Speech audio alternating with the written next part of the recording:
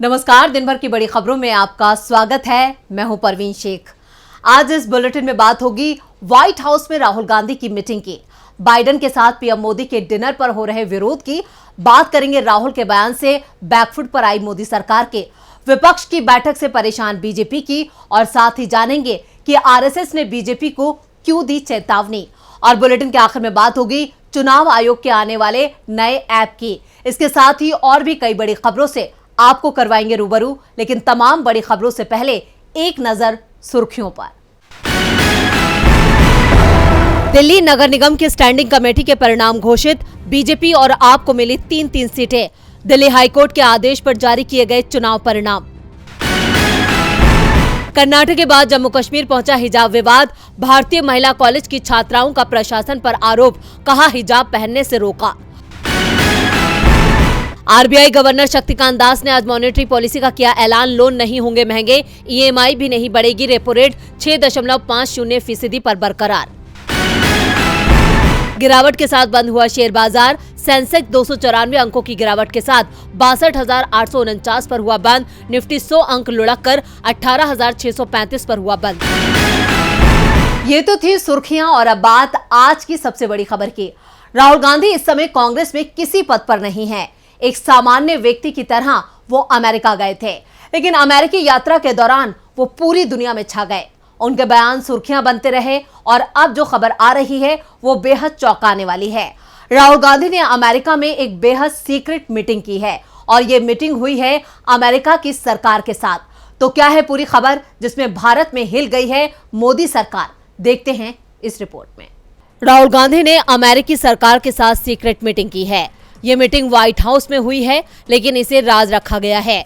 आमतौर पर अमेरिका में जब भी इस तरह की मीटिंग होती है तो व्हाइट हाउस की ओर से बयान जरूर जारी किया जाता है, लेकिन इस बार कोई भी आधिकारिक बयान नहीं आया है। ना तो बाइडेन प्रशासन की ओर से और ना ही कांग्रेस पार्टी की ओर से कुछ कहा गया है।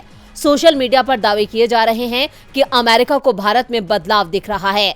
भारत में अगले साल लोकसभा चुनाव होने हैं। ऐसे में राहुल को व्हाइट हाउस बुलाना महज इत्तेफाक नहीं है, बल्कि अमेरिका सबसे बड़े विपक्षी दल के साथ नजदीकी बढ़ाना चाहता है। राहुल गांधी ने अपनी यात्रा के दौरान शिक्षाविदों, तकनीकी विशेषज्ञों और थिंक टैंकों के अलावा अमेरिकी विदेश विभाग में दक्षिण एशिया के सहायक विदेश मंत्री डोनाल्ड लू से भी मुलाकात की है। डोनाल्ड लू से हुई मुलाकात के बाद ही संकेत मिल रहे थे कि अमेरिका को भी अब मोदी सरकार पर भरोसा नहीं दिख रहा है। अब इस सीक्रेट मीटिंग में क्या बात हुई, इस बारे में कोई जानकारी नहीं आई है। दावा तो यहाँ तक किया जा रहा है कि 2020 में जब अमेरिका में राष्ट्रपति चुनाव चल रहा था, उस समय डोनाल्ड ट्रंप ने पीएम मोदी के साथ अमेरिका में मंच साझा किया था, और उस दौरान पीएम मोदी ने ट्रंप का समर्थन करते हुए नारा दिया था, अब की बार ट्रंप सरकार, जिसको लेकर बाइडेन की ओर से आपत्ति भी आई थी। और अब जब भारत में साल भर के अंदर चुनाव होना है, तो बाइडेन ने राहुल गांधी को व्हाइट हाउस बुलाकर एक तरह से उन्हें अपना सपोर्ट दे दिया है। दरअसल राहुल गांधी ने अपनी अमेरिकी यात्रा में पीएम मोदी पर जमकर निशाना साधा था। कैलिफोर्निया में उन्होंने कहा था कि भारत में कुछ लोगों को लगता है कि वो भगवान से भी ज्यादा जानते हैं। वो भगवान के साथ बैठकर बता सकते हैं कि दुनिया में चल क्या रहा है। भगवान भी सोचने लगे हैं कि मैंने क्या बना दिया। हमारे प्रधानमंत्री ऐसे ही लोगों में से एक हैं। वॉशिंगटन डीसी में राहुल ने कहा था कि बीजेपी समाज का ध्रुवीकरण करती है और इससे भारत को नुकसान हो रहा है। राहुल के बयान से कुछ पत्रकारों ने व्हाइट हाउस में रेगुलर प्रेस कॉन्फ्रेंस के दौरान भारत में लोकतंत्र की स्थिति को लेकर सवाल भी उठा दिए थे, जिसने व्हाइट हाउस को भी असहज किया। राहुल के साथ हुई इस मीटिंग ने मोदी सरकार को बड़ा झटका दिया है, तो वहीं राष्ट्रपति बाइडेन भी पीएम मोदी को झटका दे सकते हैं। राहुल गांधी के बाद अब पीएम मोदी 21 जून को अमेरिका की यात्रा पर जाने वाले हैं, लेकिन पीएम मोदी की यात्रा शुरू होने से पहले ही विवादों में आ गई है। 17 नागरिक अधिकार संगठनों ने राष्ट्रपति बाइडेन से पीएम मोदी के साथ होने वाले डिनर के न्योते को रद्द करने की मांग की है। क्या है पूरी खबर, देखते हैं ये रिपोर्ट। पीएम मोदी एक बार फिर अमेरिका के दौरे पर रवाना होने वाले हैं। व्हाइट हाउस में 22 जून को उनका स्वागत होगा। अपने इस दौरे पर वो दूसरी बार अमेरिकी कांग्रेस को संबोधित करेंगे, लेकिन ये दौरा अभी से विवादों में आ गया है। इंडियन अमेरिकन मुस्लिम काउंसिल सहित 17 नागरिक अधिकार संगठनों के एक गठबंधन ने एक खुला पत्र जारी किया है, जिसमें राष्ट्रपति जो बाइडेन से मांग की गई है कि वो भारतीय प्रधानमंत्री नरेंद्र मोदी के साथ अपने डिनर को रद्द कर दे। अपने पत्र में इन संगठनों ने कहा है कि लोकतांत्रिक मूल्यों और मोदी सरकार में अल्पसंख्यक समुदायों के खिलाफ मानवाधिकारों का लगातार उल्लंघन हो रहा है। सभी 17 संगठनों ने कहा है कि मुसलमानों और ईसाइयों को निशाना बनाया जा रहा है। इस बार मोदी सरकार की भूमिका चिंता बढ़ाने वाली है। वे अल्पसंख्यकों के नागरिकता अधिकारों को दबाने, धार्मिक रूपांतरण और अंत धार्मिक विवादों को बाधित करने और भाषण, असहमति और विधानसभा की स्वतंत्रता को प्रतिबंधित करने के उद्देश्य से भेदभावपूर्ण कानूनों को लागू करते हैं। पत्र में कहा गया है कि पीएम मोदी को राजकीय अतिथि के तौर पे निमंत्रण देकर अमेरिका मौलिक लोकतांत्रिक अधिकारों पर भारत की कार्रवाई का समर्थन करता है और मोदी प्रशासन को अपने लोकतंत्र विरोधी एजेंडे को तेज करने के लिए प्रोत्साहित करता है। इसलिए उन्हें इस डिनर को रद्द कर देना चाहिए। साथ ही इस पत्र पर भारतीय अमेरिकी मुस्लिम council, Hindu for human rights, Dalit solidarity inc, world without genocide, international defenders council, international society for peace and justice, genocide watch, jubilee campaign सहित नागरिक अधिकार संगठनों की तरफ से हस्ताक्षर किए गए हैं। बाइडेन के साथ पीएम मोदी का डिनर अब सवालों में है। इधर बीजेपी राहुल के अमेरिका में दिए बयानों पर सवाल खड़े कर रही है। राहुल गांधी ने अपने अमेरिकी दौरे पर मोदी सरकार को घेरा, दावा किया कि देश की संवैधानिक संस्थाएं मुश्किल में है। हर जगह सरकार मनमानी कर रही है, जिसके बाद से बीजेपी बैकफुट पर दिखाई दे रही है और पीएम मोदी के बचाव में पूरी पार्टी उतर आई है। विदेश मंत्री एस जयशंकर ने पीएम का बचाव करते हुए राहुल गांधी को नसीहत दी है, तो कांग्रेस ने तुरंत ही विदेश मंत्री को जवाब दे दिया। राहुल गांधी सामान्य नागरिक की तरह अमेरिका पहुंचे और वहां उन्होंने 3 शहरों में कार्यक्रम किए। इस दौरान राहुल गांधी ने मोदी सरकार को अपने निशाने पर रखा। राहुल गांधी ने व्यक्तिगत स्वतंत्रता से लेकर संवैधानिक संस्थाओं पर कब्जे तक का जिक्र किया, जिसके बाद बीजेपी पूरी तरह से बैकफुट पर दिखाई दी। जिसके बाद विदेश मंत्री एस जयशंकर ने राहुल गांधी को जवाब दिया। जयशंकर ने कहा कि वो जब भी बाहर जाते हैं तो देश की आलोचना करते हैं, हमारी राजनीति के बारे में टिप्पणी करते हैं। जयशंकर ने कहा कि आज दुनिया हमें देख रही है। इस देश में चुनाव होते हैं, एक पार्टी जीतती है तो कभी दूसरी पार्टी जीतती है। अगर लोकतंत्र नहीं है तो ऐसा कैसे होता? जयशंकर ने इसके आगे भी ये दावा किया है कि 2024 में बीजेपी ही चुनाव जीतेगी। हमारी राजनीतिक विचारधारा अलग अलग हो सकती है, अगर कोई देश में कुछ करे तो हमें ऐतराज नहीं है। देश की राजनीति को बाहर ले जाना देश हित में नहीं है। विदेश मंत्री के बयान पर कांग्रेस ने तुरंत ही पलटवार किया है। लोकसभा में कांग्रेस के नेता अधीर रंजन चौधरी ने कहा, ऐसा हो सकता है कि जयशंकर की चुनाव आयोग से बात हो रही हो, नहीं तो कैसे पता चलेगा कि कौन जीतेगा। ये लोग इसी लोकतंत्र को मानते हैं कि लोगों के वोट डालने से पहले ही बीजेपी चुनाव नतीजा बताने में सक्षम हो जाते हैं। विदेश मंत्री की राय में यही लोकतंत्र है। विदेश मंत्री के इस बयान से बीजेपी का डर साफ झलक रहा है, तो वहीं विपक्ष की बैठक में भी बीजेपी घबरा रही है। मिशन 2024 के लिए विपक्षी दल अपनी तैयारी में जुटे हैं। बिहार की राजधानी पटना में 23 जून को विपक्षी दलों की बड़ी बैठक होने जा रही है। इस बैठक में कांग्रेस, सपा और टीएमसी के अलावा कई दलों के नेता शामिल होंगे। शिवसेना यूबीटी सांसद संजय राउत का इस बैठक को लेकर बड़ा बयान सामने आया है। विपक्षी दलों की बड़ी बैठक की नई तारीख का ऐलान हो चुका है।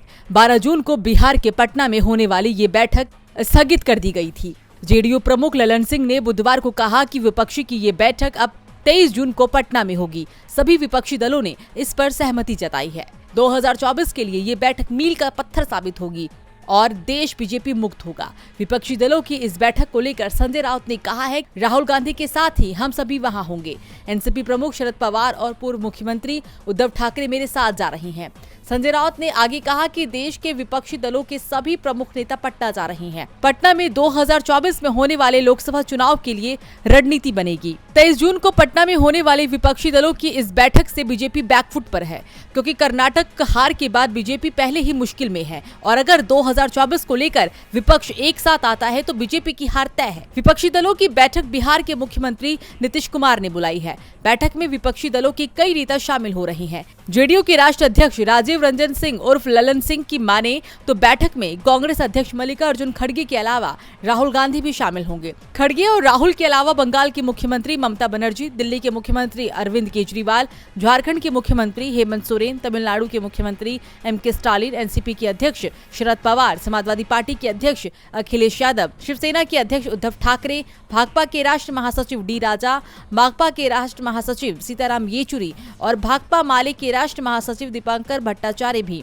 इस बैठक में शामिल होंगे। विपक्ष की बैठक ने बीजेपी खेमे की चिंता बढ़ा दी है।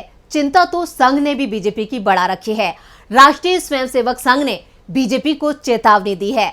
संघ ने अपने एक लेख में कांग्रेस की मजबूती को बीजेपी के लिए बड़ा खतरा करार दिया है। संघ ने कर्नाटक चुनाव में बीजेपी की हार को लेकर कई सवाल उठाए हैं। संघ 2024 लोकसभा चुनाव को लेकर क्या सोच रहा है, उसने अपने लेख में इसका जिक्र किया है। तो ऐसा क्या लिखा है संघ ने इस लेख में, देखते हैं ये रिपोर्ट। पहले हिमाचल और अब कर्नाटक में बीजेपी की शर्मनाक हार से आरएसएस की चिंता बढ़ गई है। कर्नाटक हार ने पीएम मोदी की छवि की चमक भी कम कर दी है। संघ ने अपने मुखपत्र ऑर्गेनाइजर में एक लेख लिखा है। इस लेख का शीर्षक है कर्नाटक परिणाम, आत्मनिरीक्षण का अवसर समय है। आरएसएस के अंग्रेजी मुखपत्र ऑर्गेनाइजर ने बीजेपी को चेतावनी दी है। इसमें कहा गया है कि मोदी का करिश्मा और हिंदुत्व की राजनीति चुनाव जीतने के लिए काफी नहीं है। क्षेत्रीय स्तर पर सक्षम नेतृत्व विकसित करने की जरूरत है। पिछले 9 सालों में कई राज्यों में सफलता के बावजूद कर्नाटक में झटका लगा है। हिमाचल प्रदेश में भले ही बीजेपी की हार हुई हो, लेकिन कर्नाटक चुनाव में कांग्रेस का उभार भगवा खेमे के लिए चिंता का सबब बन गया है। दिल्ली से प्रकाशित ऑर्गेनाइजर में प्रफुल्ल केतकर ने 23 मई को प्रकाशित अंक में लिखा है, बीजेपी के होश में आने का ये सही समय है। क्षेत्रीय स्तर पर मजबूत नेतृत्व और उनकी प्रभावी भूमिका के बिना प्रधानमंत्री नरेंद्र मोदी की छवि और हिंदुत्व आदर्शवाद पर्याप्त नहीं है। ऑर्गेनाइजर के संपादकीय में दावा किया गया है कि इस तरह के नतीजे के बाद आगामी लोकसभा चुनाव में कांग्रेस को भरपूर ऑक्सीजन मिली है। बसवराज बोम्मई के खिलाफ भ्रष्टाचार के आरोप थे। ऐसे में येदियुरप्पा के अलावा जगदीश शेट्टार और लक्ष्मण सावदी, जो बीजेपी के मुख्यमंत्री पद के चेहरे हो सकते थे, उनको टिकट नहीं दिया गया, जिससे साफ है कि कर्नाटक में बीजेपी ने स्थानीय नेतृत्व को नजरअंदाज किया, जिसका नतीजा ये हुआ कि कांग्रेस की शानदार जीत हुई। प्रफुल्ल केतकर ने लिखा, नरेंद्र मोदी के प्रधानमंत्री बनने के बाद ये पहली बार है कि किसी विधानसभा चुनाव में पार्टी पर भ्रष्टाचार के आरोप लगे हैं। सत्तारूढ़ मंत्रियों के खिलाफ सरकार विरोधी हवा भी बीजेपी के लिए सावधान रहने वाली चीज है। इस लेख से साफ है कि आने वाले चुनाव बीजेपी के लिए अग्नि परीक्षा से कम नहीं होंगे और संघ बीजेपी की संभावित हार से चिंता में है। संघ की चेतावनी का बीजेपी पर क्या असर होता है, ये तो चुनाव के नतीजे तय करेंगे। लेकिन गहलोत और पायलट पर कांग्रेस आलाकमान का बड़ा असर हुआ है। राजस्थान विधानसभा चुनाव से पहले सीएम गहलोत और सचिन पायलट के बीच सुलह हो गई है। क्या है पूरी खबर, देखते हैं ये रिपोर्ट। राजस्थान विधानसभा चुनाव में अब कुछ ही महीने का समय रह गया है। इस बीच अशोक गहलोत और सचिन पायलट की लड़ाई की चर्चाएं भी जोर पकड़ रही है। राजस्थान के मुख्यमंत्री अशोक गहलोत ने पूर्व उप मुख्यमंत्री सचिन पायलट से सुलह की कोशिशों के बीच दिल्ली बैठक को लेकर अपनी बात रखी है। मीडिया से बात करते हुए सीएम गहलोत ने कहा कि सचिन पायलट से सुलह परमानेंट है। अशोक गहलोत ने कहा कि राहुल गांधी, कांग्रेस अध्यक्ष मल्लिकार्जुन खड़गे, प्रदेश प्रभारी सुखजिंदर सिंह रंधावा और संगठन महामंत्री केसी वेणुगोपाल ने दोनों बड़े नेताओं के साथ बैठक कर चर्चा भी की। आलाकमान ने प्यार मोहब्बत से नेताओं को समझा दिया है कि ये सवाल व्यक्तिगत नहीं बल्कि भारत का है। आज देश को कांग्रेस की जरूरत है। राजस्थान विधानसभा चुनाव की तैयारी में कांग्रेस जुट गई है। माना जा रहा है कि इसकी शुरुआत अशोक गहलोत और सचिन पायलट के बीच समझौते से हुई। गहलोत भी कह चुके हैं कि वो दोनों एक साथ ही चुनाव लड़ेंगे। और बुलेटिन के आखिर में बात चुनाव आयोग की।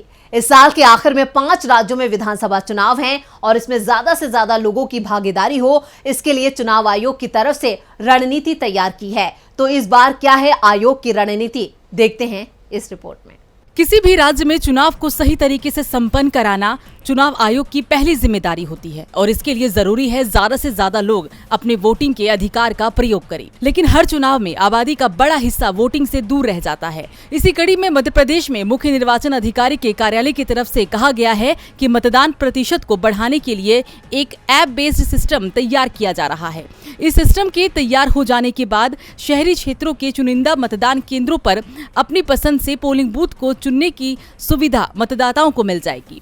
ऐसी व्यवस्था उन जगहों के लिए करने की योजना है जहां परंपरागत तौर पर कम मतदान होता रहा है, जिससे कि मतदाता अपनी सुविधा के अनुसार बूथ और स्लॉट का चयन कर पाएंगे। मध्य प्रदेश निर्वाचन आयोग के सीईओ अनुपम राजन ने कहा है कि 2018 के विधानसभा चुनावों में मतदान प्रतिशत का एक विस्तृत विश्लेषण बताता है कि शहरी विधानसभा क्षेत्रों में मतदाता ग्रामीण और अर्ध शहरी मतदाताओं की तुलना में अपने मताधिकार का प्रयोग करने में कम सक्रिय हैं, इसलिए इस पर काम किया जा रहा है।